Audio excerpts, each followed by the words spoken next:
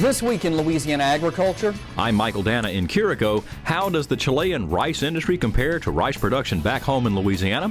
We'll find out. Also, sugar farmers dig a little deeper into their own pockets to ensure the future of the industry.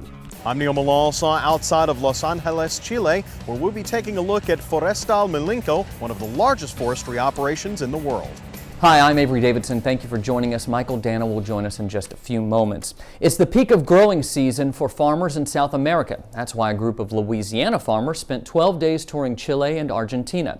That tour wrapped up an intensive 2-year program of study, all part of the LSU Ag Center's Ag Leadership Program.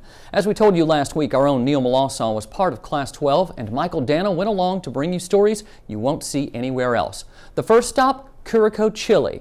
As This Week in Louisiana Agriculture's Michael Danna shows us, rice farmers there are struggling to keep their fledgling industry alive. For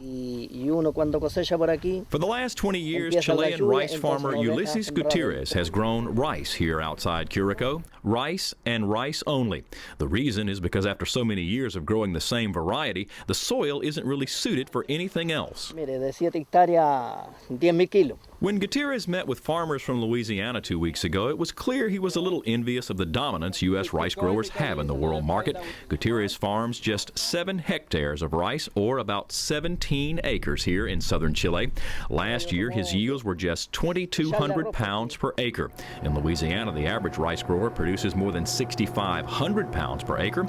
By many standards, Gutierrez is a subsistence farmer, producing just enough rice to feed his family while selling the rest to local grocery stores. It's a combination of things, he said, the most damaging being very poor soil. He's not making so much money from this field. In the last year, the situation over here is not that good, especially because the soil is not very rich. It's not rich anymore because of corn. They're doing a very intensive crop and production every single year.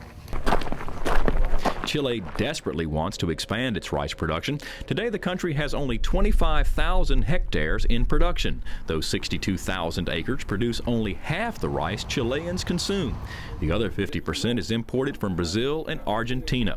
And much of the work growing rice here is labor intensive, with rice levees and water management all being done by hand.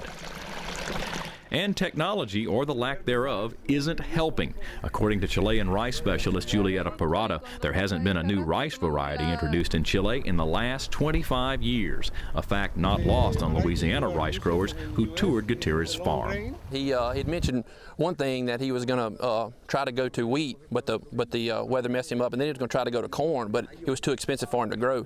So he's kind of stuck with rice and having to deal with continuous rice on the same field because of market constraints and weather constraints. It's almost like he could put it into a pasture and raise livestock on it or something, because that the level of yields that he was growing, it'd be hard to be competitive.